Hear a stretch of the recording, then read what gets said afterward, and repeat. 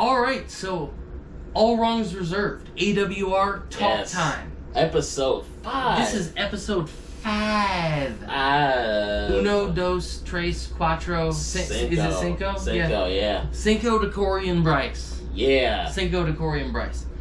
Feels like a little bit of a milestone for us. Very not much at all. However, we have yet to be monetized on YouTube. Yep. And we have yet to be put in the algorithm, which is only 2-3 days away. Not so too much farther.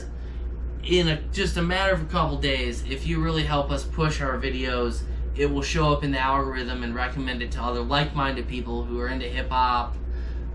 Hip-hop as it pertains to politics, sports as we do, usually hip-hop related as well. Oh, yeah. We find a way to cover quite a large landscape, but without trying to get into all of your personal opinions that you don't want invaded and we don't want either. Exactly. We just give them on music. Exactly. If it's straight up music. It's just straight music. So episode 5.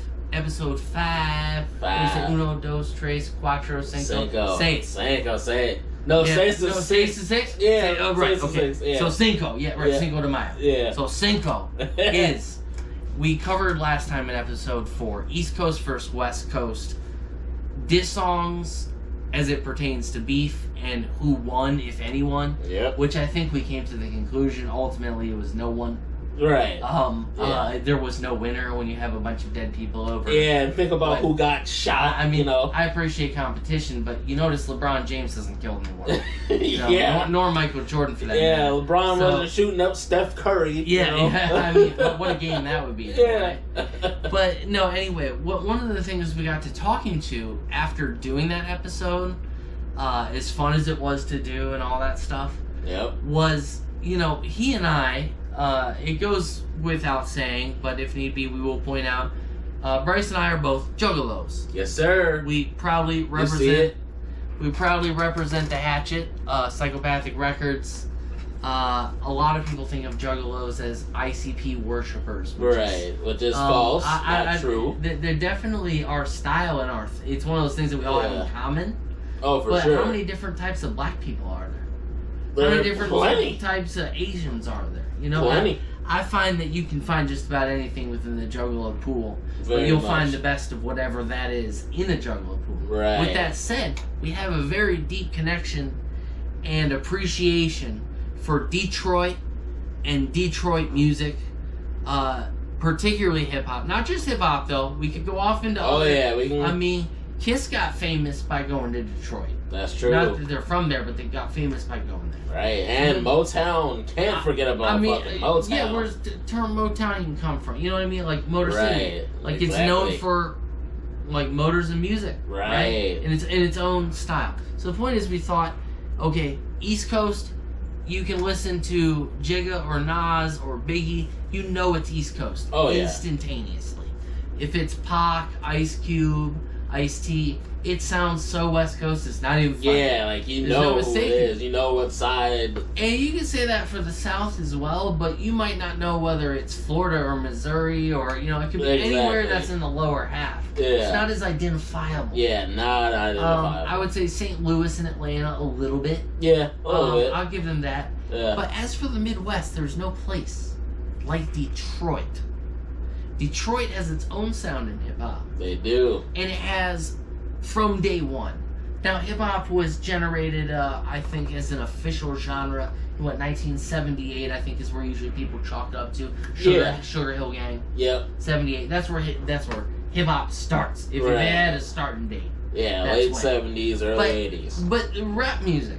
Yeah. We know that to be mid-80s and later. Oh, for sure. Isn't that fair? Yeah. Would you agree with that? I'd agree with that for sure. Right. So, when it comes to Detroit and talking about their unique sound and how they're so identifiable, there's a lot of things we've noticed. We got a lot of songs we want to put on.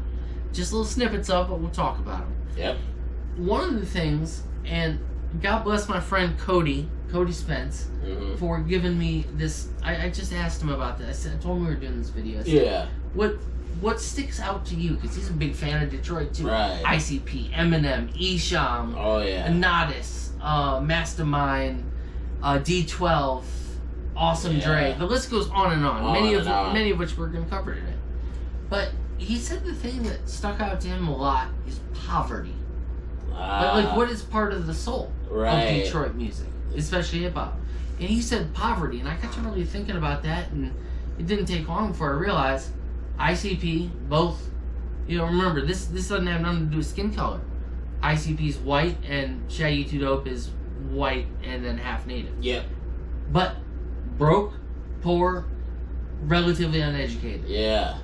All the guys down the line of Detroit, regardless of skin color, seem to have that extreme poverty symbol in common together. Mm-hmm. Which, there's plenty of poor people on the East Coast, plenty of poor people on the West Coast. That goes into the hip hop music as well. Oh, absolutely. But there's something about Detroit in that Motor City Midwest where it gets to be -20, -30 sometimes. Right. It ain't LA, baby, and it ain't New York.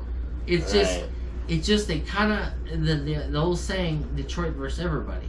Oh yeah. Which they often wear on a lot of clothing. I've always taken that as, y'all sweep us under the rug, East Coast, West Coast, this and that, the South, this and that. Detroit versus everybody, F you. Exactly. And I think they have a right to feel that way. Yeah, and it reminds me extremely similar to when, what was it, Andre 3000, we were talking about in the last video, when Andre 3000 said the South got something to say at the Source 95 Awards. The Detroit versus everybody concept reminds me a lot of that, where it's like, Detroit's got something to say. And I certainly don't blame them, because like you just said, Detroit has a lot of dope artists. Yeah, and within this gigantic world we call hip-hop, Detroit was able to create something new. And it's favored a lot of artists, but they got to be particular, and particularly good. Right. All the way back to lyrics, boom bap, you name it, they have a way of doing it. So starting off, though, let's start off. What do you have up first for us? I believe we have as we consider them, the pioneers, or damn close to it. Oh, Charles, Dice, my man Mastermind, Esham, if you see this, whoop whoop, been a while, dude. Be good to hear from you. But I'm sure y'all can correct me if there was someone before. Right. But here's who we have first on the list, repping Detroit hard and in the sound and style that we know Detroit is. So who do we have first? Yeah, going back to 1986, we got Detroit's Most Wanted. Detroit's Most Wanted. Yeah. Now, we picked, I've listened to them a little bit now. And Bryce just heard them for the first time today. I did, yeah. It was funny, we were looking up another group we were reading about that I've heard before called AWR. And I know, Charles, you are a big fan of AWR. And you can correct me on this if I'm wrong, I might be, but I think one of the members from them is in Detroit's Most Wanted. I might be wrong, but... Yeah, I wasn't sure about that. But AWR goes way back too, but yeah. So, Detroit's Most Wanted, 86. Yeah, dude. What is the first track that we're going to play a little snippet of here? So, the first track we've got from them is called The Money Is Made. I believe that was off their, second album, I believe. That one was... First or second? It's like 94, I think. No, I mean, what year was that, actually? Do you have the year? Yeah. Looks like that was 1992. 92, okay. Hey. So... There you go, the year you were born. Yeah. So it was 30 years old. This is where we see Detroit forming its own style. Yep. What was the title again? The Money Is Made. Yeah. So the track was called "The Money Is Made." Yeah, The Money Is Made. And the album was called "Tricks of the Trade Volume 2." The Money Is Made. You'll appreciate in this video, my man's has like a mink or like something. Yeah. It's not a mink coat. It's like a suit coat. Yeah, like one of them real fancy coat. With the sharp shoulders. Yeah. And the just like with the strap too. And like trench coat length. Too. Yeah. Anyway, let us hit you with a little bit of that. The song name and artist, please, and we'll hit it. Yeah. That again is "The Money Is Made" by Detroit's Most Wanted. Listen to the styles. Yeah, peep it, y'all. A-P-B. Yeah. Come on, run it. Be a poor nigga, I figure mad cause I'm bigger. Fame hits a nigga's name, and all of a sudden niggas wanna act strange. I'm a bitch, I'm a hoe, I'm that, and I'm this. You don't know me, nigga, so get off my fucking dick. Talking that punk ass shit, that's how niggas get blown to bits. Talking, I wanna battle, name the place wasting the time. First of all, I ain't a rapper, so remember these fucking lines. I don't battle rhyme, let's battle crime. A real nigga from Highland Park, you know the time. Don't confuse me with no one, ho. Tricks of the trade, part 2 to let niggas know. Yeah, the first album, it was straight. Niggas all on a dick, and they still be what the shit. All we made it by luck. All we made our album off of cocaine stick-ups. How the fuck that sound? When before this shit, I was already put down. Making my own dough, slanging yayo, and on the side, pimping the damn hoes. So, Detroit's Most Wanted.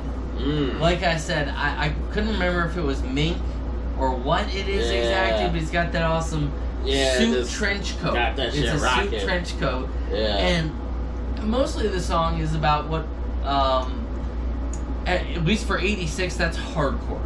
That's very hardcore gangster rap for 86. Yeah. Within 5 years, that would be everyone who is trying to sound hard. But what's great though is I give them a lot of credit. They bring the bars. They're like many Detroit famous. They're very good at keeping a beat. Right. The rhythm is absolutely on point. Yeah. And the fact that I think you told me, wasn't that the first music video ever filmed in a casino? It was, yeah. 1986. How about that? First music video filmed in a casino, and it was hip hop. Yeah. So the whole flexing money thing, I don't know if you can get much harder than flexing a whole damn casino. Exactly. You gotta think about that. You got all these people doing this with hundreds and whatever, fake hundreds, cinematic ones, or even if they are real. These motherfuckers rented out the Taj Mahal. They rented out the motherfucking Taj Mahal. Okay? Like, that's on some other flex. So, I personally, I'm sure you'd agree, I give big ups to Detroit's Most Wanted for that. Big time. And again, back to their sound and the Detroit sound. It's just, you'll get to know it as we play more, but they just have a sound that is unique to them, and it equals the phrase that all I think all Michiganders, but especially, what is it we found out was Detroitians? Detroitans? Detroiters. Yeah. Detroiters. Yeah. I'm sure I'll get corrected by a few of them. I got a few friends over in that way. Yeah. But anyway, I know I got Michiganders right. You'll maybe correct us on some of this. Yeah. But the next song we got, you want to go ahead and kick it off for me? What do we got here next? We got another Detroit's Most Wanted. I know that. Yeah. So, 94. Yeah, so another Detroit's Most Wanted we got in 94. That one is Bow the Fuck Down. Bow down. Bow the fuck down. Yeah, not bow down. Bow the fuck down. Every time I hear that, I think of Bow Down by West Side Connection. Oh yeah, immediately. Which came out 2 years later in 1996. Yep. So the OG is Bow the fuck down. Yeah. So we're going to go ahead. We're going to hit you with, I think we got 15, 30 seconds of it or something like that. We'll 30. pick what we want you to hear. That's what we're going to do. Anyway, peep the jewels.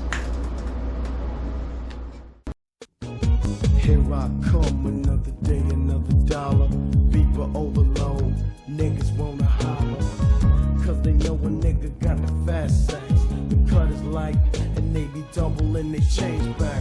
The triple beam starts to steam for being used so much when you powder to green. Most niggas like dick shit rocked up. Niggas sure it comes back, cause they don't want no fuck up. Wow, dude, that Let It Go from that Bow the Fuck Down? Oh. It's funny, it's on an album called Bow the Fuck Down because it's so melodic. Exactly. Right? And, the song's called Let It Go. Yeah. But it has a unique approach to letting it go. Yeah. Again, it's just a song that makes me think of Detroit music. Right.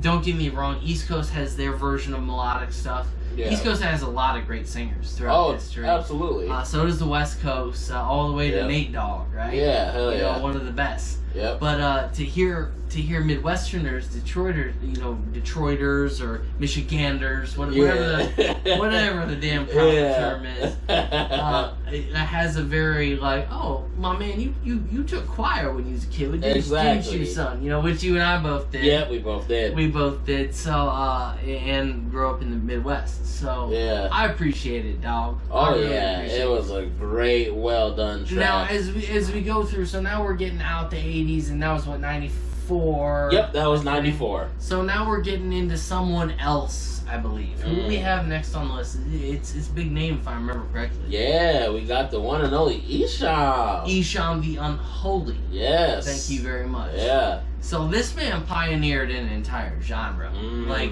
and there's nothing shy or short of that fact. Yeah. The Ghetto Boys are widely considered, there's a little bit of debate, I guess, but it's all around the same time. The Ghetto Boys are credited with creating what is known as the wicked shit, or I guess some like to call it horrorcore. Horrorcore, yeah. I've always hated that name for it. Yeah. Because I don't think of myself as a horrorcore fan. I just... Exactly. Because you and I aren't even big fans of horror movies. Yeah, exactly. We like Scream. Yeah. We like the Chucky, like Child's Play movies. Yeah. Pull the film. And anything with Chucky because he's funny. Yeah. But we don't watch like every horror movie like that. Right, not at all. So anyway, it's a unique genre, is the point. And it's born out of Detroit. It's usually got dark elements to it. Very dark. Even if it's just morbid stuff. Yeah. Or stuff that we'd rather not think about. Exactly. You know, it might not necessarily be the devil and Satan, which Esham does cover all that. Oh, he covers that a lot. In his early work. Yeah. But it's just, it's stuff that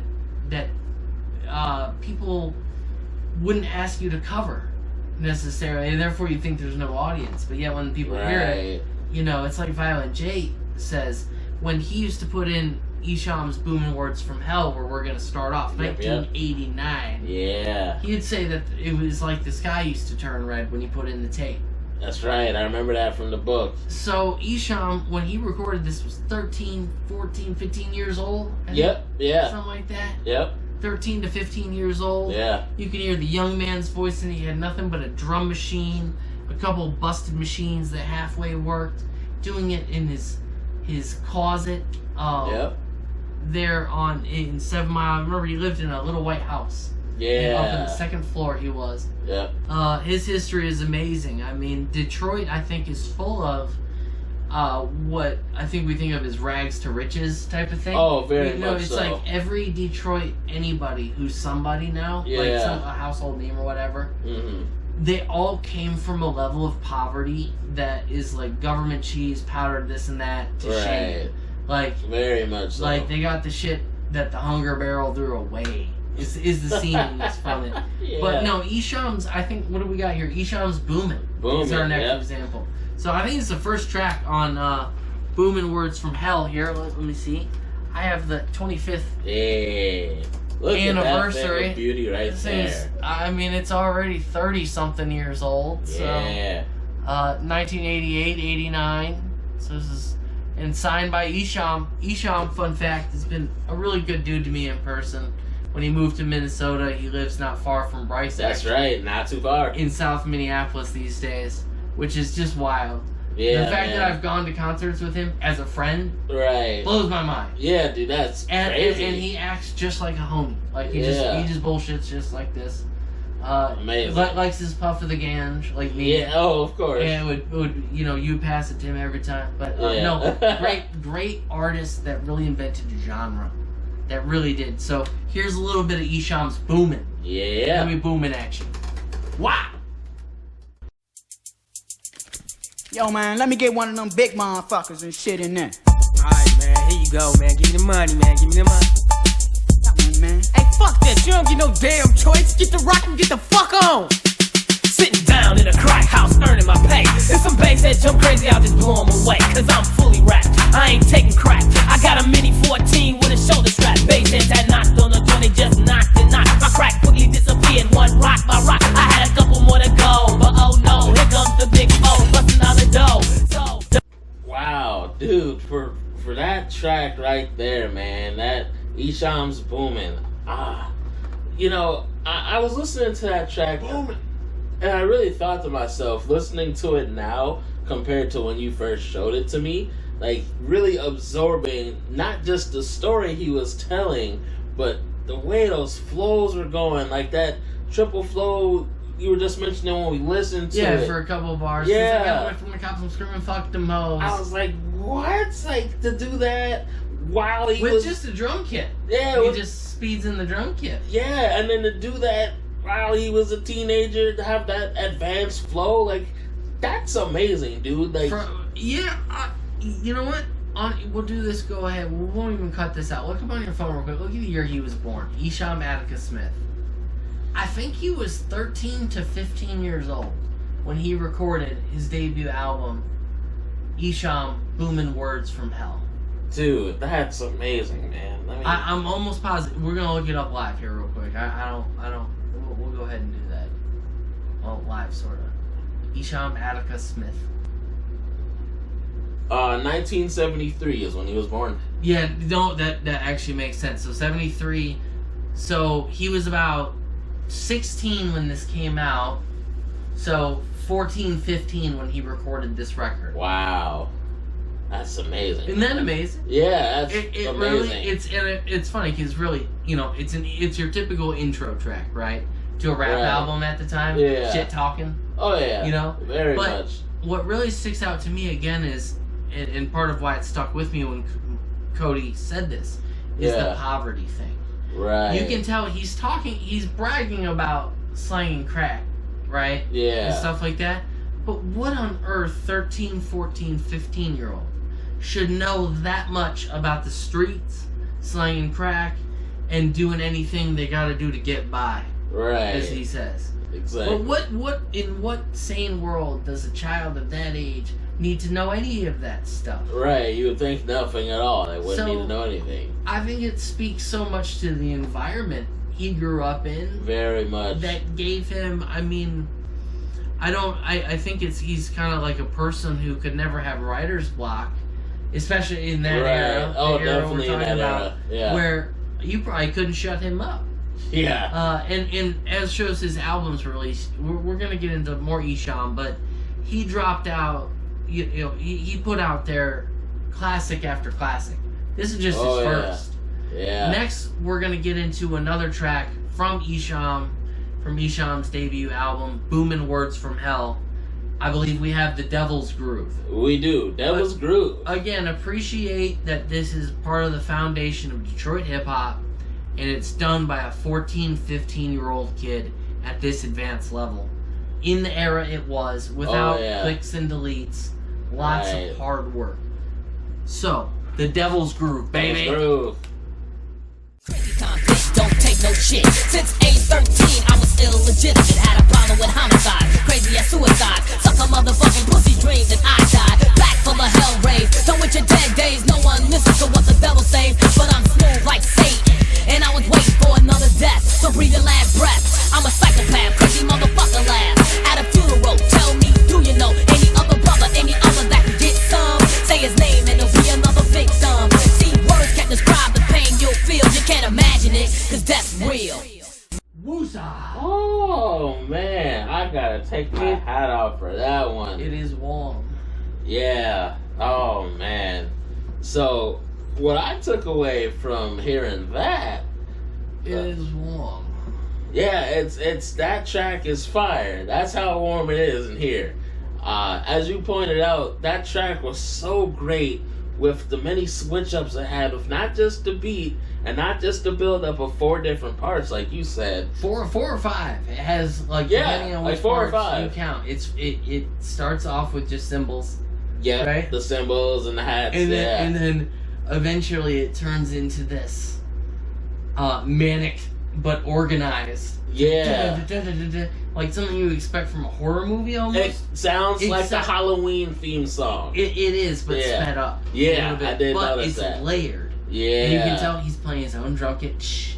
Oh yeah, it's very played. You can tell it's 14, 15 years old. Amazing, man. Layered beats. And on tape. Whoa! Oh my God! To be able to come up with bars that at the end of, let's say, an 8 count, right? Yeah. Not a 4 count, but an 8 count. Yep. So every half, it just speeds up real quick, and it makes him like turbo syllables out that fit. Yeah. And it's so cohesive, it's ridiculous. Like, I can't imagine doing that song better. Like, if someone gave the best Eminem, anybody, whoever you consider the greatest rapper in the world, the assignment of making that song, The Devil's Groove. Right. But go ahead, write your own lyrics, make it better. I can't imagine a better version. Yeah, man. I mean, it blew my hair off that. Yeah, it's all gone. My psoriasis in my head is worse because of that. It dried me out. It took all the moisture out of me. All my moisture is gone. Eczema's crawling on me everywhere. But no, I mean, that's why we love Esham, right? We did, so we're showing 89 here. That's right. When that came out, 88, 89. Yeah. And then I believe we're getting next into a decade later. 1999. 1999, also Esham. Yep, more Esham. Who is the godfather of Detroit hip hop. Oh yeah. Straight up, no easily, deny that. No question. Plenty of other artists we'll be talking about. Yep. But we need to stick on this guy's path for now. So if you like Esham, bear with us. Yeah. If you don't, you just don't have good taste in rap music, especially from Detroit. Exactly. So, Esham, next. Anyway, Male Dominance. 1999, spelled M-A-I-L. That's right. Referred into as checks, money, drugs, getting money. Yeah. Male Dominance. Yeah. Nice little play on words. And also, I have that hard copy right in front of me, which I'm very proud to own. And thanks, in most part, if not entirely, to this guy, other than I showed him the album. At least. Yeah, you did show me the album. He knows it exists because of me and how great it is. That's right. No, he bought me this album, Male Dominance. It's worth a good pretty penny. I own a copy myself, folks. That's how much I like it. I own a copy myself. One of those where he had to buy it for himself. Oh, of course. It's good, what, $80-100 on Amazon now? Yeah. Even used. Esham, and I swear, nothing says 1999. Right. Like those sunglasses in that picture. Oh, yeah. So at the Millennium, we get Male Dominance, and here we get to hear Esham change his style a bit, which and remember, he had several albums between 10 years ago, Boom Lords from Mel's first, and this. Several. Yeah, so a lot between 89 and 99. Yeah, but we're going to play two back-to-back. We're going to play We Coming For You, and you can decide how that's spelled, and go ahead and look it up yourself. And then I believe we were going to play King of Hearts. That's right. Yes, so, sir. He's just such a multi-dimensional artist, and every bit of it sounds Detroit to me. Oh, very much Detroit. If it doesn't sound completely Detroit, it's not in this conversation. So here, we gonna hit you with a two-piece. Yeah. Ready? Bong, bong, bong, bong, bong. Ding-a-dang-a-dang. Dang-a-dang. I know you wish I was dead from the shit I be making up. Reality's nightmare, dead men don't wake up. In and out your mind, flatline straight up through the darkness. I'm heartless and regardless the wickedness, I'ma spark this. Now let me kick the wicked shit that got me paid, bitch. 60 and holy, back up, boy, you don't know me. I'll slit your fucking throat, plus the murder I wrote. Daddy, you blasphemy with catastrophe. When I scribble my name on the wall in graffiti, I take from the rich and I give to the needy. Punks don't know my stilo, man, I rock up a kilo. My understanding zero, plus I'm no superhero. Well, man, we coming for you. Yeah, dude, we coming for you. That track, not just the bars, of course, because we know Esham's always coming with dope bars, but the aggression he brings to that track, I feel like... And remember, it's the first track on the album. Yeah. It's an out-the-gate thing. Exactly. And in Esham fashion, he comes right out the gate with freshness and aggression, straight Detroit style, as we heard, from that very first album just a decade earlier. Esham's Boomin', Words from Hell. Well, an interesting thing about this album is that it was initially not received well for an Esham album. Right. There were a lot of people, I remember in the 2000s, that hated on this album. They were like, well, it's Esham, it's still like okay, but that album's fucking weird, dude. Like, I don't know what he's on. Like, and he explores so many different styles of music, and in my opinion, nails every one of them. Yep, I would agree. He has downright love songs on here. Yep. He has, as it starts off, We Coming For You, is straight aggressive tone, more like the Nodis music of the time. Yep. Like www.com. Oh, www.com. Yeah. Wicked Worldwide. And then all the way to a song like you just heard there, King of Hearts. Yeah. Or Au revoir. Oh, which is honestly like a ballad. This is how it's going down. Mechanic Motown. So sleazy, it ain't easy being cheesy. Used to be my boo-boo, now you just do-do. Milky brown like a yoo-hoo. Once upon a time did a crime in America. With the 17-shot Glock Austria. Plush crush, burn a hole in my new fashion. Blazing, pedal to the metal mashing. Down 7 in my LE, hell-E. Picked up another bitch straight to the telly. Bitch booty butter soft like a belly. Plus hush crush, sticky green off the smelly. It is. It's like a ballad. Yeah. So this album, it is incredibly unique for Esham or for anyone. But the reason we include it most of all is, what is this video about? Detroit. There is nowhere else that produces an album like this. There just isn't. And when you listen to it, you know it. But let's get on down our list here, because we've got plenty more. We got a little ways to go. What do we have next after Esham's Male Dominance and the 2 tracks we named? Well, a little later on down the line, kind of going still with Esham, we've got another great Esham album, Sacrificial Lambz. Sacrificial Lambz. Yeah. Yep. So that was what, here's what we'll do. Right here, boop, we'll put a picture of that album cover. I have it, I just don't have it on me. Lazy, forgot, sorry. If you saw the first video, though, you remember. Yeah, it's amazing artwork. Yes. Right here, though. Yeah. Sacrificial Lambz 2009, so we have 89 Boom Awards from Hell. Yep. 99 Male Dominance. Yes, sir. 09, and guess what? He's still going today, but we're not going to go there. We're just going to 09. Yeah. Sacrificial Lambz. Yeah. And Zeitgeist. Yes, Zeitgeist. Zeitgeist is a record that, to me, what stands out about it being Detroit is that it's extremely raw and about a subject that has to do with the masses of people. I find that a lot of Detroit music seems to be, fight the power. Fight the power. Like, we know our Rage Against the Machine, we know our Public Enemy. Yep. Detroit has its own version of that. Very much It's just, so. I guess, a little bit more morbid at times, or a little bit more melodic or aggressive. Or both, even sometimes both. At the same time. Yeah. Absolutely.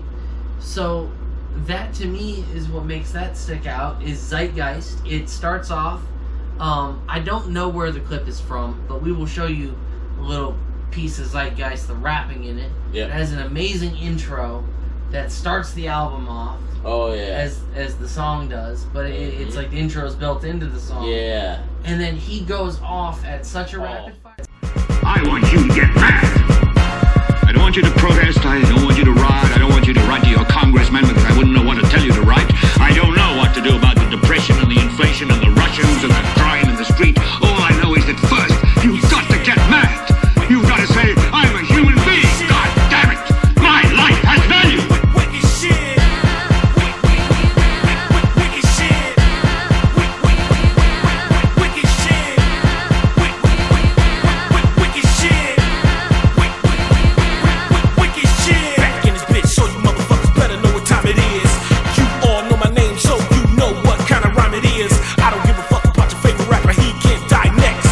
Shit gets complex when I start to dissect. I'ma chop off your fingers, chop off your toes. Watch your bloody body shaking till your fucking eyes close.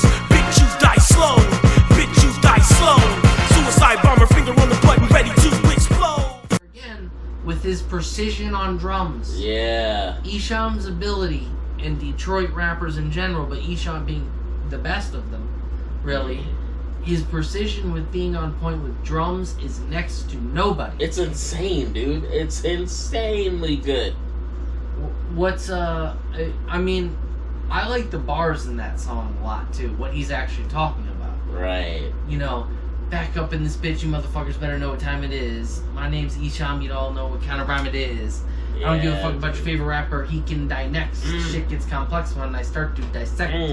His timing, and it's really just the wicked shit. Yeah. You know, it's not super complicated raps, but just like the album art, he sneaks in lines that are of very high intelligence. Oh yeah, and I appreciate that.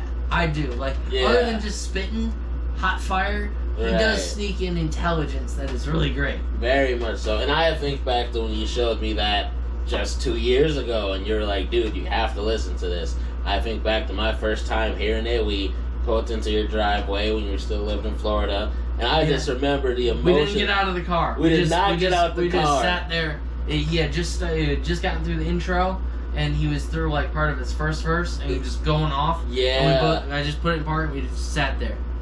Go and continue. And I was just amazed. Like you said, those exact bars that you just mentioned just blew me away, and just him just not hitting all of those points in the beats, and just being, again, that Detroit aggression, but being lyrical with it. It just goes to show that he's truly earned his Godfather status in Detroit. Yeah, and also timing seems to be a big thing with Detroit rappers. Oh, yeah. Is even if, all the way to, and they're not much different in all reality, but ICP or several other artists, even to Danny Brown lesser of an extent with timing. Yeah. But a lot of the really great Detroit artists, Mastermind, TNT, AWR, Awesome Dre, ICP.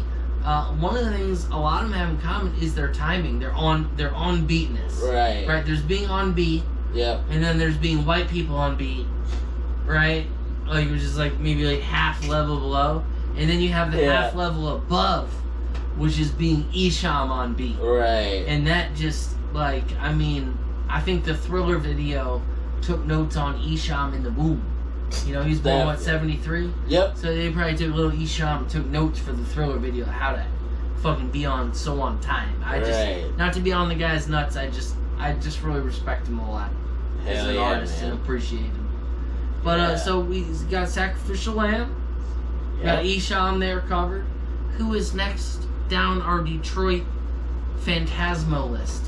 Well, it wouldn't be a Detroit list for us if we had not mentioned on this Detroit list the one and only ICP. In all reality, whether you love us or hate us, you hate us because you hate us. No, really, ICP is a huge part of Detroit. Absolutely. It's just matter of fact. Figga, which they're known for, is a Detroit-based company. Owes a lot of their success to them. Yeah. Just all the way down to the Juggalos ourselves. Who have companies like us. Or, let's just take a moment to say, Big Money Collectibles. Yeah. For example. Check out, we'll put a link in the description to Big Money Collectibles on Facebook. Our guy, Chris Foster. If you collect anything ICP, Psychopathic Records, for that matter, any era, this guy either has it or will help you find it. And Big Money Chris has been a flame in the dark for us at many times. Oh, yeah. At many, many times, he has been a flame in the dark. So go check out Big Money Chris, Big Money Collectibles. We'll put a link. Sir. We'll put a link in the bio description, wherever the fuck it is. Yeah. On YouTube. But anyway, we were next on to the one and only Insane Clown Posse. Yeah, that's right. ICP, of course. I'm sorry. I'm half retarded. It's early in the morning. No, we could. There's so many songs we could talk about so many with ICP that are amazing, and because they do have like 20 studio albums, right? So it wouldn't be boasting; it would just be that they have a lot of music. A lot. But we decided to take. First off, what do we have on top that we wanted to share with people from them as far as Detroiting them? Well, what was it? Well, I feel like it's important to note, of course, taking it back to Dog Beats and just how they went from the concept Inner City Posse. Yes, the concept of being Inner City Posse and going from that gang concept that they did have right to a group.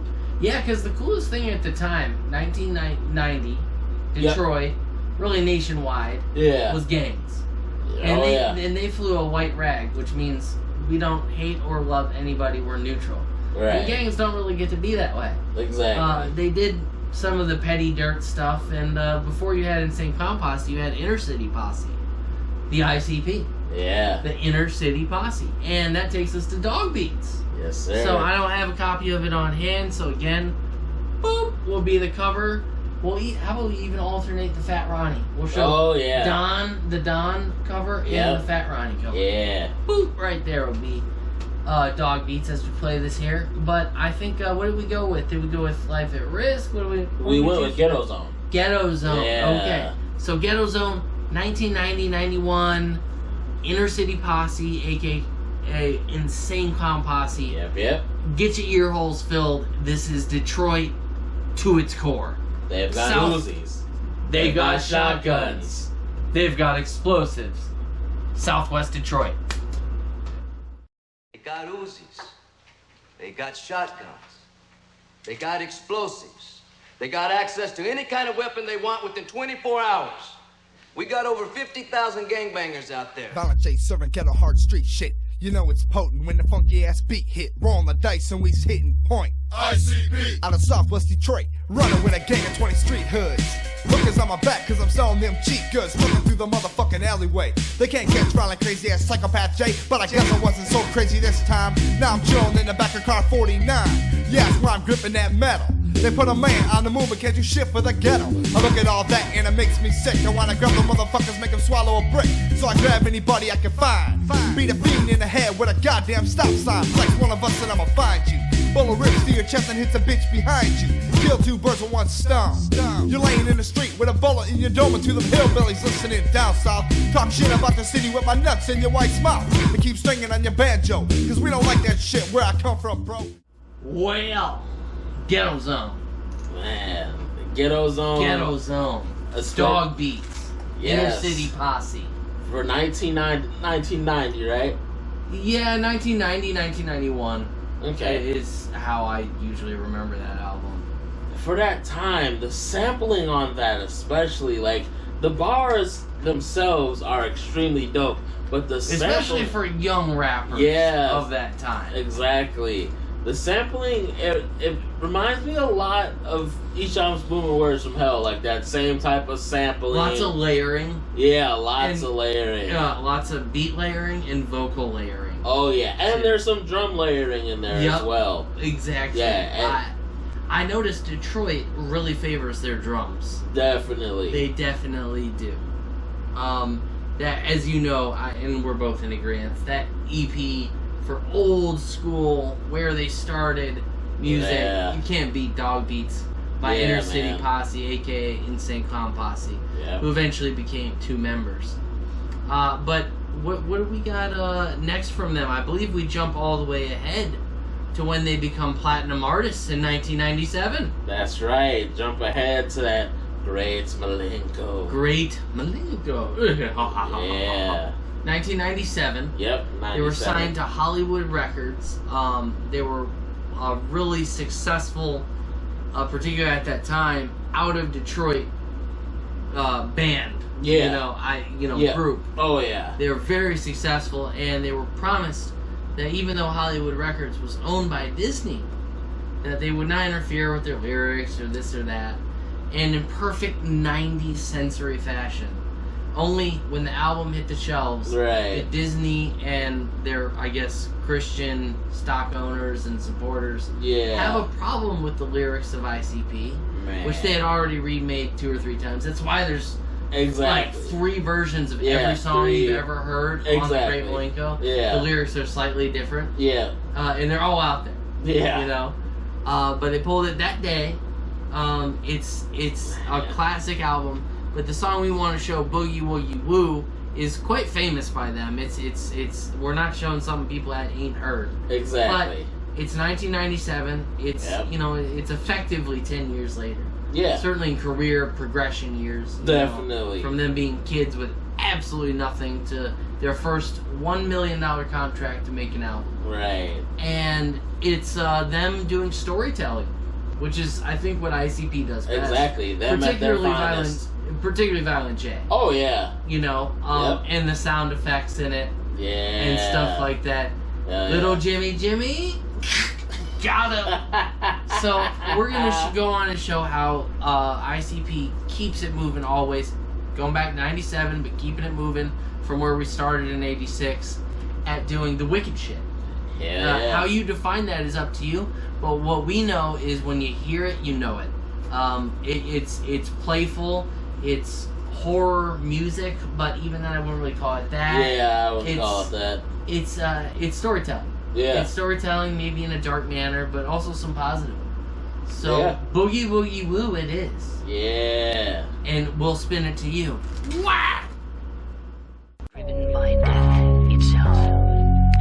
Only the satisfaction of slaughter will cause it to return to the darkness from which it came.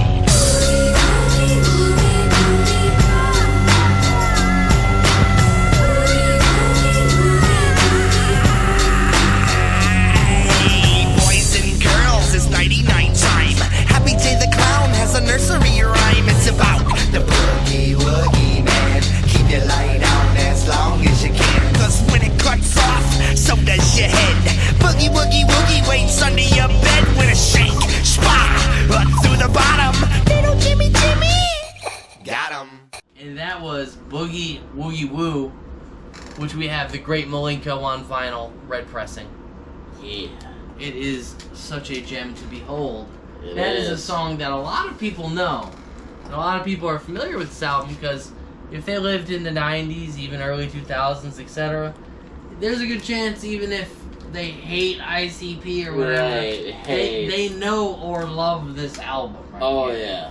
yeah. So go ahead, talk about that and its Detroitness. Yeah, so... Storytelling, of course. Yeah, storytelling, that's the common concept we've seen among all of the Detroit songs we played so far, is that in Boogie Woogie Woo we have plenty of storytelling, and in true... From start to finish. About the boogeyman and his night. Exactly, and in true ICP fashion, they don't just make it quote-unquote violent and offensible, they make it funny. And they make it in a way to where it's actually good and has a good meaning behind it. I think that today, honestly, most of this album, parts of it maybe not, but good parts of this album and their music would be considered parody funny today and would be multi-platinum. Absolutely. Now, this was platinum in its day. Right. Let's not forget that. Yeah. This is a multi-platinum record as it is. But I think today it would be rather tame and people would think it's just fucking hilarious. Oh, yeah, definitely. I mean, we got, what is it, Cardi B, Megan Thee Stallion, WAP. Yeah. I don't even want to talk about those lyrics. We'll get even further demonetized. Yeah. But I think Boogie Woogie Woo would be something that any millennial can say, ha, that's a good song. Yeah, oh, absolutely. You know, and it's, again, the storytelling we find within this music. No matter who it's by, they're at least a decent storyteller, if not great. Yeah. All the way to our next guy we'll talk about here shortly, Mr. Marshall Mathers. Yeah. But before we get there, we do have a little bit more ICP left. That's right. We've done, 1990, 91, Yep. Ghetto Zone. Yep, 91. Inner City Posse. Then we have, when they changed to ICP, Insane Clown Posse. Yep. Which was 92 for Carnival of Carnage, 91, 92. Yep. And we just covered 97, the great Milenko Boogie Woogie Woo. Now we're going to go ahead and take a trip. This is one of their more valuable vinyls. The Wraith Shangri-La. At the time, this was supposed to be their last record. That's right. The end of time will consume us all. Yep. Was the general concept. Not literally, but that this was it for them. Yeah. The end of their saga. 6 Joker's cards. This is worth quite a pretty penny. Oh, yeah. We're lucky to have 2 copies of it. We do have one for sale. But it is really precious. And, of course, you know what song we had to go to off here. Oh, that's right. That Homies. Yeah. Homies. Featuring Twisted. Now known as the Turncoats, Benedict Arnolds. Whatever. But... you know, I still appreciate their verses in the song for what they are at the time. 2002. That's right. And this was a big deal, I believe November 5th, 2002. Wow. Very big deal. I started calling myself a Juggalo, just a little 13, 14-year-old, just shortly after this record. Man, amazing. So we're gonna play Homies for you, and you can hear kind of some evolution of Detroit music has always had a lot of rock in it. That's right. Intermittently and dispersed. Yeah. This song is a perfect epitome of Detroit's ability to do that within hip hop. Yeah, it is a perfect blend. Not too much rock. Not too much hip hop. Exactly. You know what it is. It's not Limp Bizkit. Yeah. It's not Korn. It's ICP. Exactly. Man. And it's hip hop.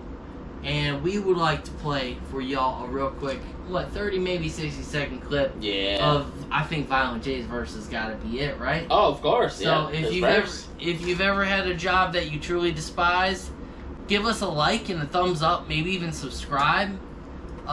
If you've dreamed about, maybe flipping the heads of your bosses around and stomping on them and all the other chicken wing and flipping fries, and all the other great little tiny analogies that matter within Homies, the Wraith Shangri-La. Give us a like and a thumbs up. We appreciate it. Check it out. Bam! Let me ask you this about this life we live, and let me try to swerve some of this attention you give to them distant-ass relatives over Hampton. And if they really missed you so much, why don't they just call and if you wasn't blood, would you still have love? Or in fact, does the blood make you think you have to love? Look, I probably love my family more than anybody here, but my homies are family too. Third cousins, get out of here. Who was you with when you got tattooed? Who was you tripping with when you did them mushrooms? And who the fuck threw up all over your car and then felt worse than you about the shit in the morning? Homies by ICP, 2002. Yes, sir. The Wraith Shangri-La. Yeah. Which was initially the end for them. As we know, 20 years later, they're still not only doing it, but killing it. That's right. With some of the best producers in the world, like Shaggy the Airhead, etc. Yeah. But we're sticking to the Detroit sound only in the era we know. Yep. That we can truly speak on. Hell yeah. I have a few honorable mentions at the end. But for now, Homies, I mean, a lot of people I know when I would go to a Little White concert, even a Tom McDonald concert, who has quite a beef with the guy who wrote this song. Yeah.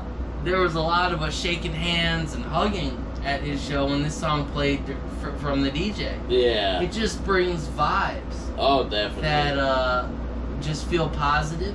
Some of the lyrics, I think you wrote them down. What do you got there for the lyrics?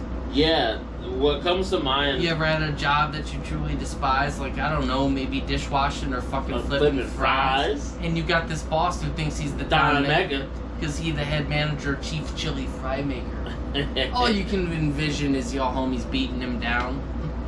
There's some great lyrics in here that really bring you back to being, I think, kind of a teenager and just pure camaraderie. Oh, yeah. You know? And for me, I know I've told you the story. Well, hold on. Also, another use of using rock properly within rap. That's true. And not being a kid rock about it. Exactly. Like someone else I know. Go ahead. But for me, I know I've told you the story plenty of times, but my introduction to this song was playing Backyard Wrestling. And Backyard Wrestling 2, right? No, it's the first one. Is it on the first one? Yeah, it's on the first one. It's on the first one, okay. Yep. That came out... 2 has Jay on the cover. Yeah. Yeah. Yep. That came out in like 2003, which had Juggalo Homies on it. Was it 2003? Was it that late? I thought it was earlier than that. The No. first one? No, it was 2003. I believe... When it's wrestling, Jesus. And I remember being like, that was my first introduction to ICP, and I hadn't known about them until I played that game, and Juggalo Homies came on, and the lyrics resonated with me, and it's a song that stuck with me literally 20 years, and even way before I was officially a Juggalo, it just stuck with me because I felt the positivity of the song instantly. It's just about appreciating real shit. Exactly. Like real life events that if you're truly friends with somebody, that's right, you're inevitable to go through together. Right. For example, he and I, unfortunately, are heterosexual, as we like to say. We hang out so much that it's unfortunate we are not of the other persuasion. However, this shit, yeah, I said it. This shit Homies does a great job of talking about what truly great friends mean to you, what they're about, what Absolutely, makes them, man. from the petty little things Yeah. to the big things that Exactly. really matter. And as to it being Detroit, I find Detroit does the absolute best with incorporating guitars into bars, as I like to say. Absolutely. There's no mistaking where it's from. It's not East Coast. It's not West Coast. No. It's not from the South. This is Detroit. Detroit, humble, automobiles, and classic. Yep. So, let's see. Where do we go from here, Bryce? Well, I believe next... Where are we going from here? Well, we're giving a shout out to the homie Big Hoodoo. Big Hoodoo. Yes, the homie Big Hoodoo with the track Never Had. So, Never Had, which is short. Big Hoodoo, also known as Do Doubla, the Jinx. Yeah. He's a rapper from, I want to say he's from East Side 7 Mile. I might be wrong on that, but I know he's from Detroit. Yeah. I think it's 7 Mile East Side, but I know he's from Detroit. He's a black dude. Yeah. Got the big fro. Yeah. Goes by Big Hoodoo currently. Signed with Psychopathic Records in 2012, 2013. His first debut album was Crystal Skull. And it had a hit, it had a song on there, incredibly powerful, called Never Had, which is short for I Never Had Shit. Yeah. And it's about his childhood and some things that, unfortunately, a lot of people can relate to. He speaks in a tone, and again, the poverty thing. Yeah. The coming from a place of poverty. Yeah. It is Detroit to its core. And what are some other things you think about that song before we play it? Because I do want to give a big shout out to Hoodoo on this song. Oh, for sure, I think man. he revealed a lot of himself that he didn't have to, and made a beautiful song out of it. Yeah, man. I think Never Had. I think especially for this track, it goes back to that common theme of vulnerability, showing vulnerability within Detroit, because that's what you have to do when you're a rapper in Detroit. Just straight hard work, whether you want to or not. Yeah, hard work. Like showing whether it's that, fair or not, born in this situation, just working hard. exactly, right? working hard to overcome what situation you're in, and just trying to be better for yourself, trying to put the grind in despite what troubles you're having in life. And I think Hoodoo did extremely well to convey all of that on this track. By the way, right here, Crystal Skull, the album cover, since we don't have it on hand, right here. But everything he just said, you know, the song and the video, I really encourage people, if they haven't seen the video or these songs, all of them, if you haven't heard and thoroughly know each of these songs, at least should go check them out. But this one, Never Had, aka Never Had Shit, by Big Hoodoo, is a powerful song. And even on my worst days with depression, or where I feel like I have very little to nothing, it does give you a lot of perspective. Absolutely. Because there's always someone who's had it worse than you, right? Right. And again, what does it come back to again, Bryce? Storytelling. Yes, so much storytelling. Storytelling. Yes. And through the video and his words, they match. Oh, yeah. It's not that the video tells the story better or the words tell the story better. They go perfect. Yeah, I was just about to say it's equal. It's exactly. And I think that's something very special about Detroit hip-hop. Hell yeah, man. So here, we're going to give you from his debut album, Crystal Skull, Big Hoodoo, Never Had Shit. Day one, it started when they told my mom to push me. I had to struggle since I first came up out the pussy. They say the drugs and alcohol made her womb polluted, and all my thoughts and my actions will be convoluted. Nude full of tubes, barely clinging on the life.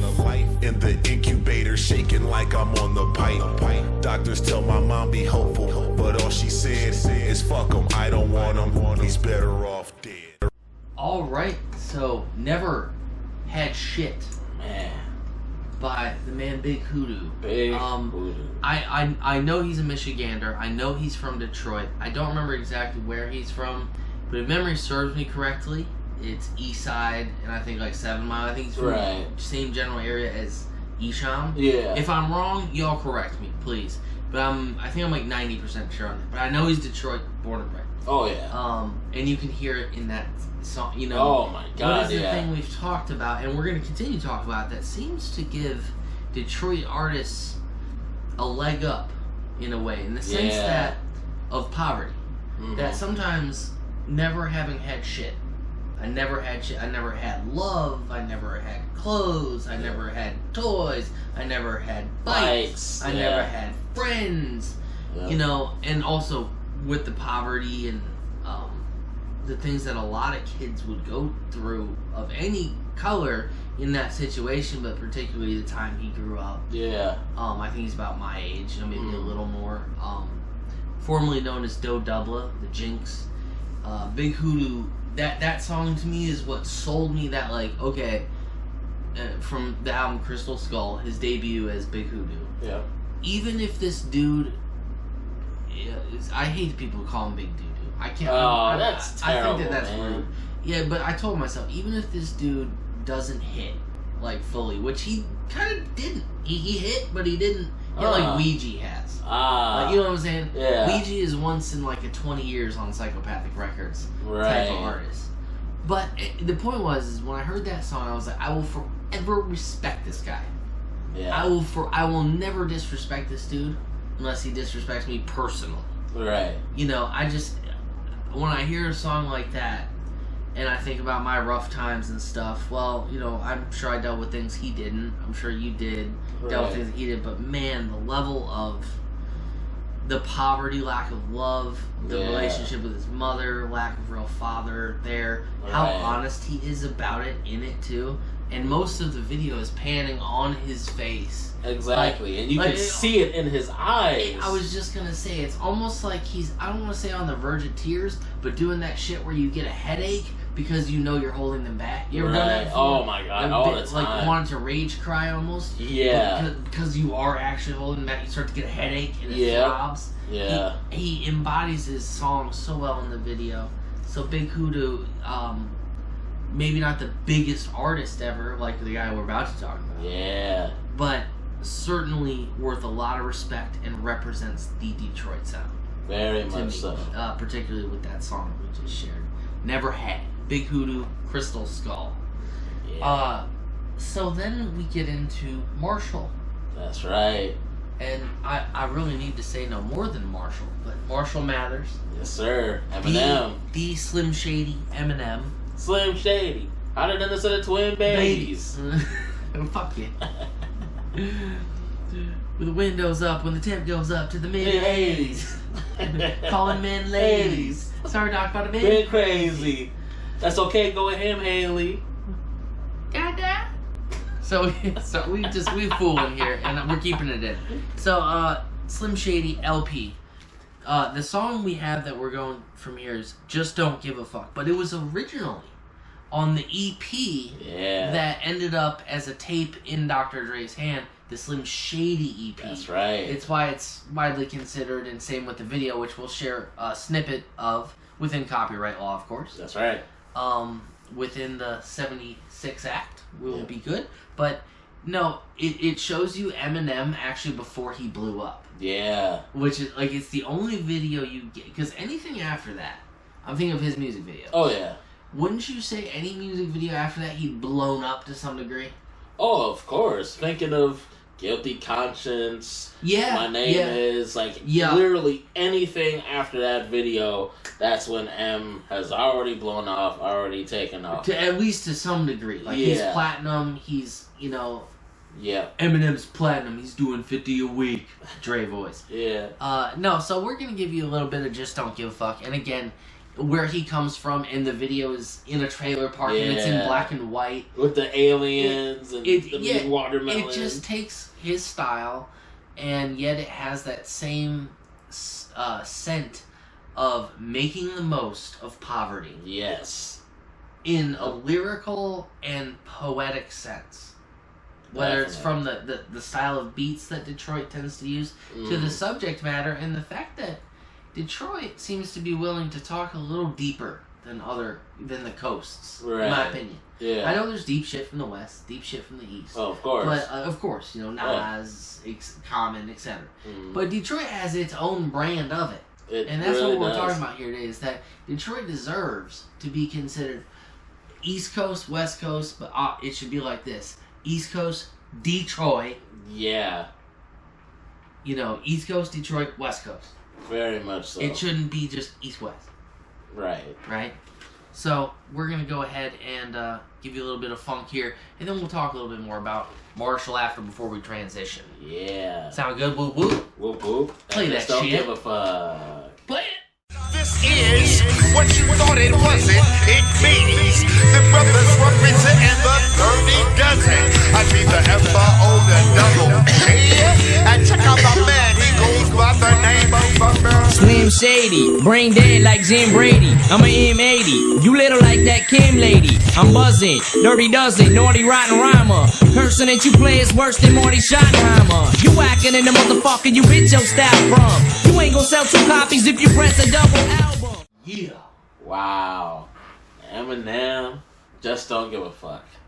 You know, there are so many lines we could really quote from that. We could really take a whole nother hour on quotes from that. As we were listening to it, Yeah. I was like, oh, we should talk about this bar, and I realized we just do that for the whole song. Exactly. The whole song. It's funny. It's witty. It's Detroit. White trash trailer park.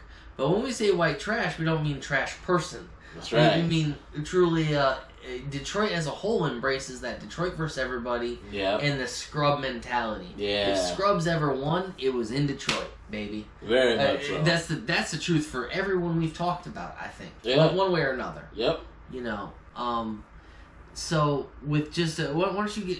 What are the two that we just? I think they're right out the gate, aren't they? Yeah, they're pretty much right out the gate. First, yeah, the two, yeah. Go ahead, hit them with the 2 bars we put down as little favorites. So one favorite of mine that I really enjoyed and I still enjoy to this day. You whack it in the motherfucker you bitch your style from. You ain't gonna sell 2 copies if you press a double album. I love that line so much. It's so simple. Yeah. The joke on the person. It's like he's freestyle battling no one but everyone. Exactly. Yeah. You know, because it's on a record. Right. Like, it sounds like a rap, like a battle lyric. You know, you ain't gonna sell 2 copies if you press a double album. Exactly. But instead he was like, well, what if I just say it to the whole world? Yeah. And I think that's what birthed the Slim Shady shit. Oh, and that's what this very song much. is. This is Slim talking. Yes, This very is not much Marshall. This is not Eminem. This is Slim Shady. And the first we got of it, which really broke him, too. What is the other one? I know I had you save one other. Yeah, one of the first bars. Yeah, it's right out the gate. From the beginning of the song. Yeah, go ahead. Slim Shady, brain dead like Jim Brady. I'm an M80, you look like the Kim lady. Oh, so fresh. And at the time, Lil' Kim was very hot. Oh and my it's God. It's not a diss on Lil' Kim. It's just the beginning of what he's mastered, and that is using pop culture. Yeah. He, to this day, I think he does it maybe more than ever now. Oh, yeah. Whether it's Trump or this celebrity, his own dog Snoop. Like he'll talk about anything that's you know back to Dick Cheney, even some Democrats. Like he'll talk. Right. About, Bush. He's like South Park. Like don't take it personally. Unless it really is personal. And you know and he'll let you know if it is. Yeah, and that's a great comparison because Eminem was coming up right around the time where South Park was really getting its rise. I guess South Park did come out in '97, so you're absolutely right. Yeah, that was they were probably they probably washed each other's hands. Maybe like Brett Favre clapping. Where's that, Brett Favre? You think you're washing your hands? Shout out to South Park. If you watch South Park, you know PC Principal and Brett Favre. But no, it's It was a really interesting time, the late 90s. Yeah. And, you know, I was born in 89, so that was, you know, kind of my coming to age time, like to the preteen. Right, and stuff, like into that. And that whole era, just back then, remember, people listened to albums for a few years before they were considered old, if not several. Yeah. Now it's like, oh, that came out 3 months ago. Like Ouija, just yeah. But Ouija drops fire bombs every time. Every time. Just like, oh, somehow here's 20 songs of fire. 3 months later, yeah, that was dope, wasn't it? I mean, the man's just I'd hate to play poker against him. Yeah. And he's not from Detroit. However, he's very Detroit influenced, obviously. He was on Psychopathic Records. Yep. Look at his relationship with the Hatchet. I mean, that's why we rep his shit. Like, he's the subsidiary. Yeah. And we try to be the same. What the Hatchet is all about is the Juggalos anyway. That's right. So, just us Juggalos blabbing on about music. But anyway, what do we got next? We know, I guess, with Eminem, all we can really add to this, like, to the whole Detroit conversation is listen to his music. Oh, yeah. Over a long period of time. And he has a lot of, whether it's references, analogies, etc. He is Detroit. And very much he so. Still lives in Michigan. Yep. All that stuff. So, we just don't want to overbear with Eminem when we'd be so easy to. Oh, yeah. It'd be here all night, all day. So, that's M. What do we got next on the list, dog? Well, we have an interesting mention. When we think of Detroit, obviously we think of many of the major players, Eminem, Esham, Nas, ICP. But one name I guess we can briefly talk about is Kid Rock. I guess people, you and I think we decided when we were writing this up, or our little notes for it, we freestyle it, but we had little notes. Yeah. That we're not going to give Kid Rock any play.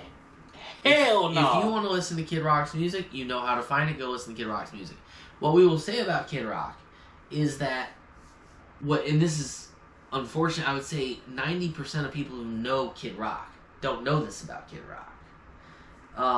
He was a rapper, and honestly a kind of hardcore rapper. Oh, yeah. If you listen to his verse on ICP's Carnival of Carnage, their debut album as Insane Clown Posse, he's talking about shooting his nut 30 foot like a super soaker. Yeah. He was a complete rapper.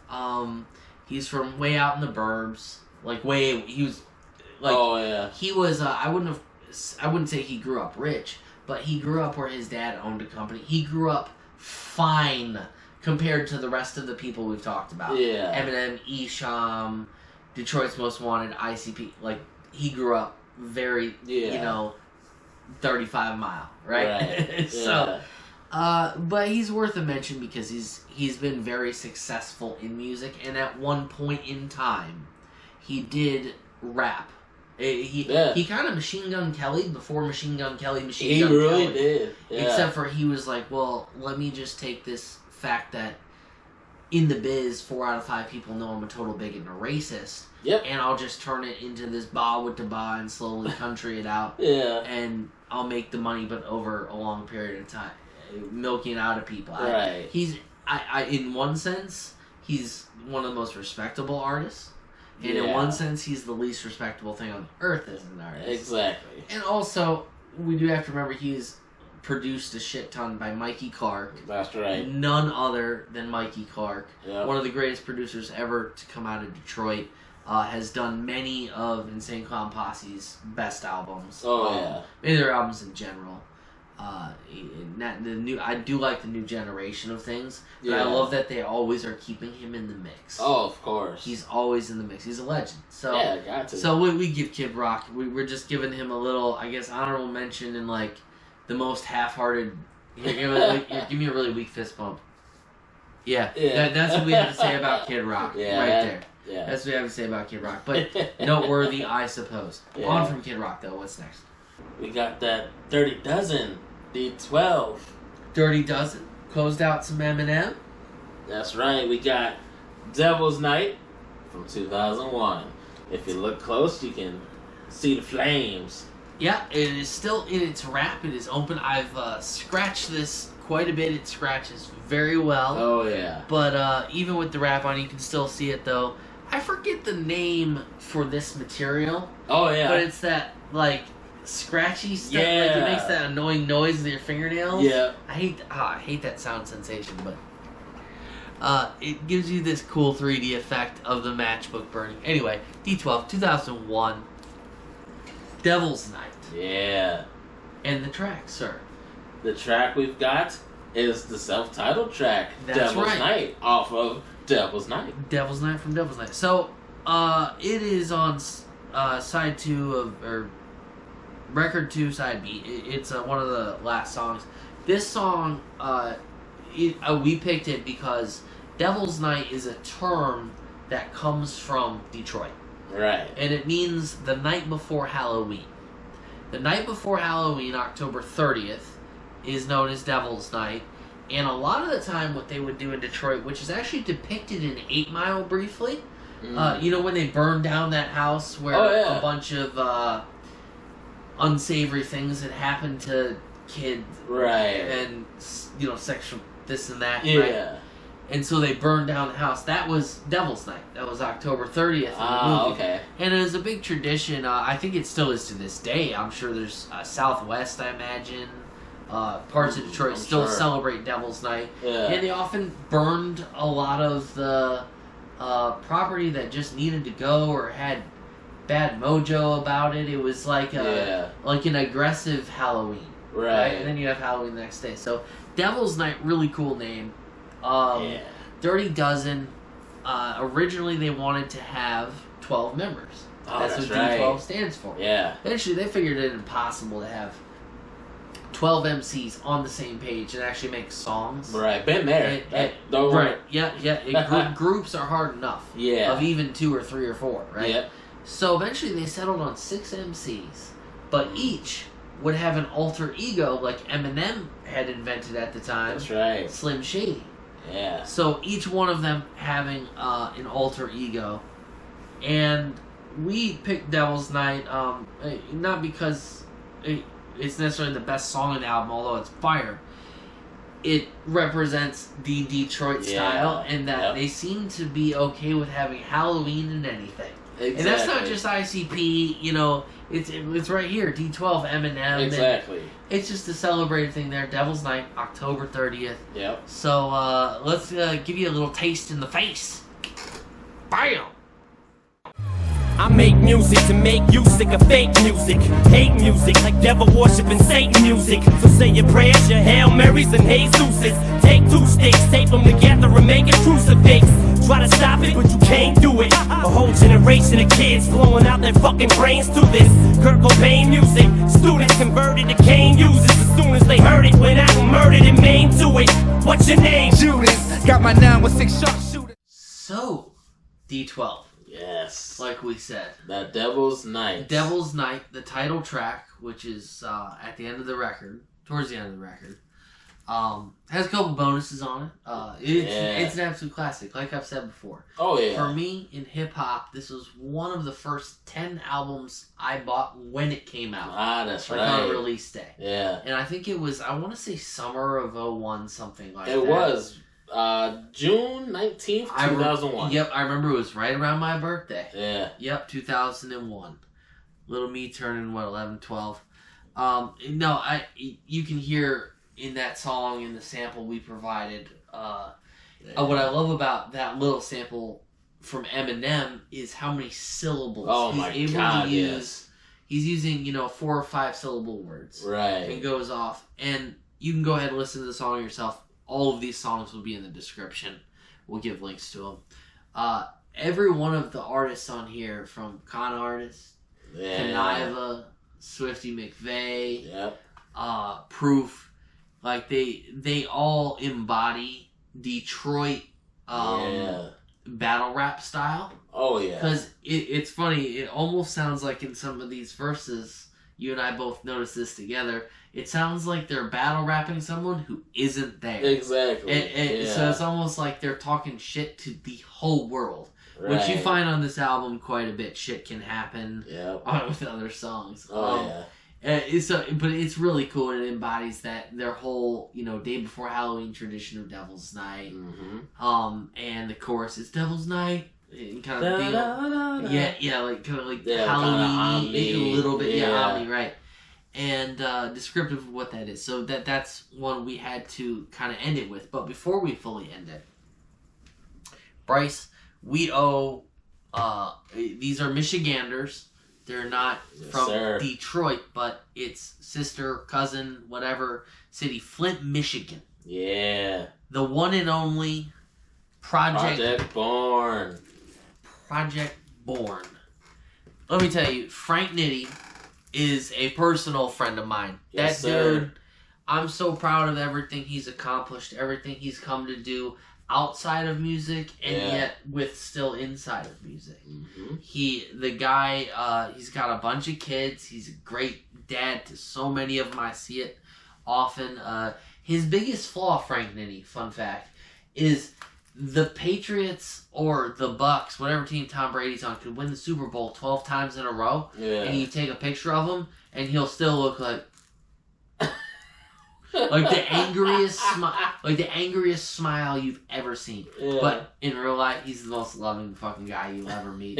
My dude Polk, what can I say about him? He's a little bit more introvert at times, but he's also extremely friendly. Yeah. He's a person that so many juggalos know personally. So from a juggalo perspective, we give these guys a lot of love, but that's not the only reason we're mentioning them. They're from the town down the street from Detroit, Flint, Michigan, and they deserve to be included in the Michigan sound. Very much so. You know, the Detroit sound, but we're including them, goddammit, because they're that good. Born Dead 2, which I have signed by the boys here. R.I.P. Pint Capone, by the way, their third member. I had this signed a good few years back, and Frank sent it to me himself. Born Dead 2, often known as their best record. Oh, yeah. Hell yeah. However, I've got a few other laying around here. They have several great records. I have Crapper Natural sealed and signed, too. There's actual store copy as well. Thank you, Frank. You've been a great friend, even though you like the Clippers, which is fucking stupid. But, I bond with him over our mutual love for Tom Brady. Yeah. So we work out that way. But, Lakers all day. Hell yeah. I remember, he told me if the Clippers didn't win and the Lakers won the finals in 2020, he would send me a little something. I give the man credit. He was a man of his word. He gave me a huge discount on a jersey. So again, real people that make real music, man. Going back to the early 90s. Project Born, we appreciate you. Here's a little sample of I'm a Project Figga.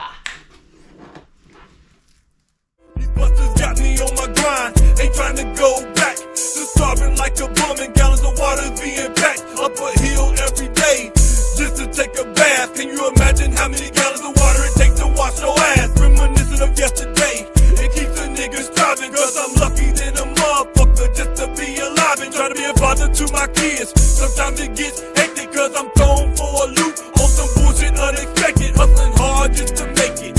Fighting, steady fighting. I ain't young no more like this, but I'm still a fucking titan, trying to keep my head straight from doing something nutty, like dropping a couple of grand on a souped up cutty, so your fans can get they watch on, seeing where I'm at, trying to tie me to a drug case and send my ass back to the motherfucking county. I'm probably up the river for possession of controlled substance with a tip to the liver.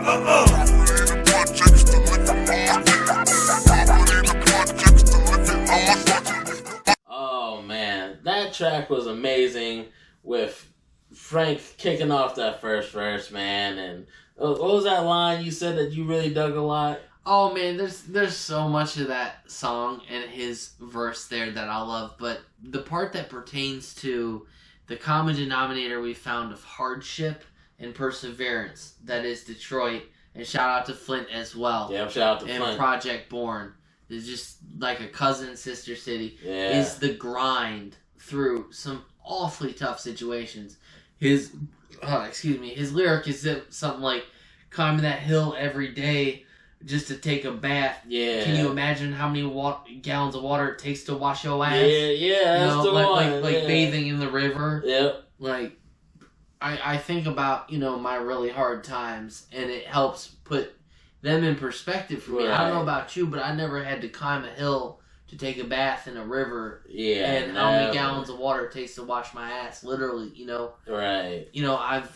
It puts a lot in perspective for you, and I think that the whole message we're coming through with here is that Detroit, and shout out to Flint, particularly Project Born, they really encapsulate what it's like to come from powdered milk and cheese to so much success. And Project Born, they've been around forever, and they have this consistent love. Oh, yeah. From all the old OG Juggalos, and there's still kids that are discovering them and enjoying them. Exactly. You know? Frank is legitimately, he's a real friend of mine. He's a person who means a lot to me. And shout out to you too, Polk. I don't talk to him as much, but Frank, fuck the Clippers, okay? You're wrong about everything to do with sports, unless it's about Tom Brady, in which case you're right. But everything else, you're completely wrong. So, with that said, why don't we send it off with a shout out and a remembrance for Pint Capone. Yeah, big shout out to Pint, man. Michigan legend, Pint Capone from Project Born passed away just a handful of months ago, I think less than a year ago now, but God, time flies. Yeah. Just salute to him, and congrats to you, Frank, Nitty, and Polk, on producing this song for him. He would absolutely love it. He was always about going hard, but he would have appreciated the medley in this song that y'all made, and we want to send it out on that positive note. R.I.P. Pint Capone. R.I.P. Pint. And love and enjoy music, and recognize that Detroit, Michigan, is its own coast. That's right. It may not be the East Coast. It may not be the West Coast. Yep. But it is the Great Lakes Coast. Great Lakes Coast. I like that. Amen. There's nothing like Detroit. Yes, sir. And its sound. It has its own. Give it its respect. Play it out. R.I.P. Pint Capone. R.I.P. Pint. Peace.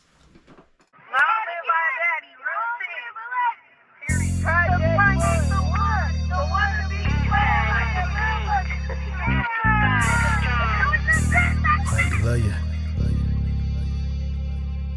As I drop to my knees, ask the Lord for forgiveness. This is Project Born business, and we came back with a vengeance. Would've told me, Polk, don't shed no tears, niggas to their chest. But I hurt me deep inside, but I seen them lay you down to rest. Been dealing with some stress, gotta do my best. Ever since you left, I can hear you screaming. Boy, it's born for life, gotta ride the night. So what the hell they meaning? We gon' fold up, tell them hold up. You stay with us when we roll up. You didn't see no competition, we got busy when we showed up. Now you up there with your brother Smoke. Tell them Polk said what up. I can imagine you and Smoking Marcus, y'all three up there cutting up. It's a Project Born party up in heaven, I can see it. Y'all gon' hit that gangster walking, y'all gon' argue, best believe it. You my brother from another, Pint Capone, homeboy, I love ya. Can't nobody take your place or go above ya. Now me, Frank, Nitty, got your name forever, and we mean it. Until we come back with you, born for life, and we gon' scream it. Now why'd you have to leave so soon? I thought we had so much time, so much time. One thing that you need to know is that you're always on our minds. Hey, I miss my brother, it's the same right. I miss my brother, I got you for life. I miss my brother, it's the same right. That is my brother, I got you for life. That is for life. For life, that's what we started on our project shit. We had so many great times, I don't know how to start this shit. Miss you like a mother, and I can tell you that's an understatement. Remember all the dates we used in your basement getting wasted, way before we even ever thought about this music shit. Then we hit the scene, causing havoc with that losing it. We used to walk around with the pads like it was the time of the month. Skipped school and didn't care, even if we really flunked. I feel like I was being punked when I heard that you was gone. Cause it hurt so freaking bad, I'm having problems being strong. See your kids post pictures and it say they miss you every day.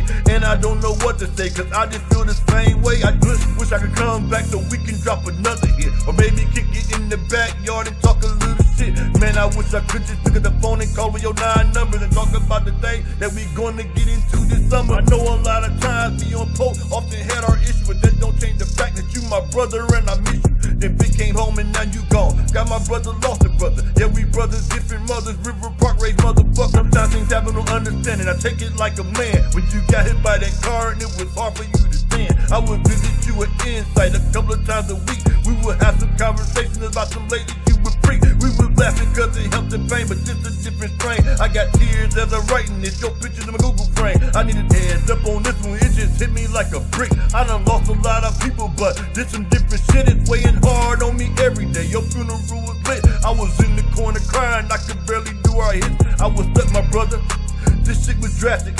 How could I stand and perform while you laying her in the casket? Damn. Man, we started in the streets. I ain't finished yet. DJ D extended beat, cause I got so much more to say, but I gotta cut it to a verse. I can hear you talking stuff as you rolled off in that hearse. I guess God needs you more than us. He had to bring you home. So I guess I got to talk you through this song. Love you, bro. Rest in peace. Project going for life. Psychopathic. Why'd you have to leave so soon? I thought we had so much time. One thing that you need to know is that you're always on our minds. Hey, I miss my brother, this just ain't right. I miss my brother, I got him for life. I miss my brother, this just ain't right. That is my brother, I got you for life. That is for life. Hey, yo, Pint. Man, this is crazy, man. Can't believe that I'm doing this, homie. There's so much you want to say. But one thing for sure, nobody can take your place, homeboy. The great Capone, we got you. For your girls, we got them. For your mom, your sisters, we got them. Project One for Life, we gon' scream it. We know you up there looking down, shining, throwing them foes. Yeah, we don't die. Throw them foes in the sky. Miss you, homie.